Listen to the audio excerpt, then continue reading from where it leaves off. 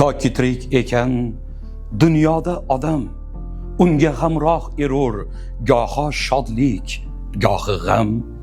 Ertang ne bo'lishini bilmassan, ammo tinch o'tgan har kuning albatta bayram.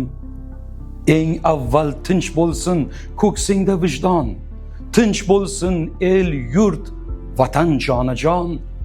G'uborga cho'lg'anmay shu zamin osmon, tinch o'tgan har kuning albatta bayram. Dar haqiqat tinchligimiz ulug' ne'matimiz. Shunday ozod, farovon diyorda yashab turganimizning o'zi ham biz uchun ulug' ne'mat. Ammo bu tinchlik ortida qanchadan qancha ota-bobolarimizning mardonavor ko'rsatgan qahramonliklari, to'kilgan qonlari, fido qilingan jonlari turibdi. Albatta ularni mehnatlarini eslash, qadrlash, xotirlash biz uchun farzdir.